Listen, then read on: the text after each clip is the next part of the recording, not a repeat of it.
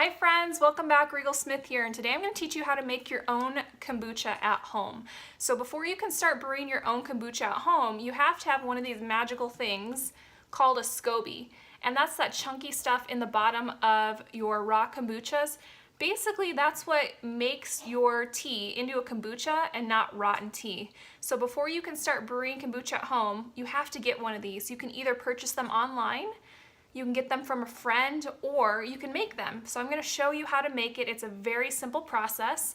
So if you're going to make one at home, you need to start with a bottle of kombucha. Now this is a raw kombucha. This is GT Original Kombucha. You can use whatever brand you like as long as it's raw, and preferably has some of these chunkies in the bottom because you're going to want that for your starter.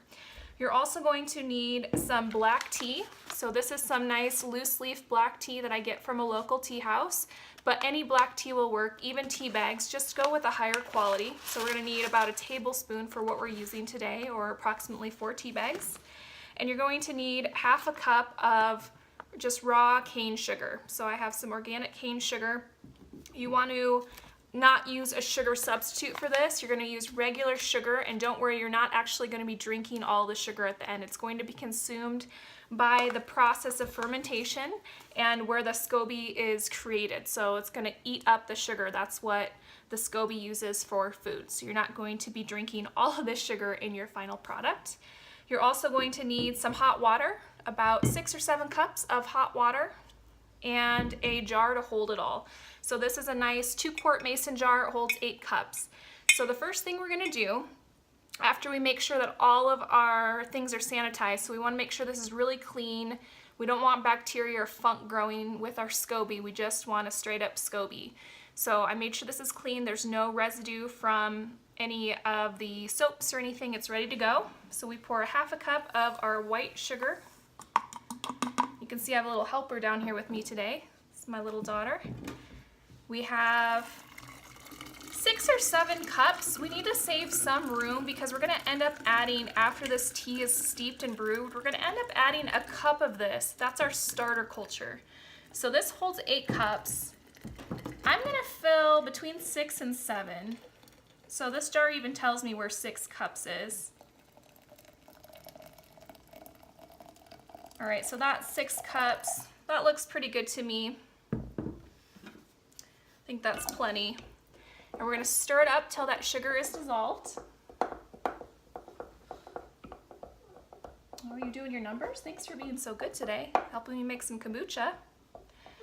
Okay, and then we're going to add either our 4 tea bags or a good tablespoon of your black tea. So I'm going to put in a nice heaping, maybe just a hair more, not too much more. Okay, so you're gonna let this steep for about 20 minutes. If you have the tea bags after 20 minutes, just take them out. If you're like me using loose leaf, I'm going to have to strain this first before I add the culture. But you're gonna let it steep. I'm gonna strain my tea after 20 minutes. So we're back. I have steeped and strained this tea. It is now room temperature. The reason you want it room temperature before you add your starter is because you want to make sure that we don't kill it. So we went on a hike, we ran some errands, we came back, and we only need 1 cup of the kombucha to start it. So I'm going to pour off this for me. This is going to be my little kombucha treat. And I'm going to save the second half, about a cup's worth, with that nice SCOBY in the bottom. And we're just going to pour that right in. Mama. Hi, Nova. Mama.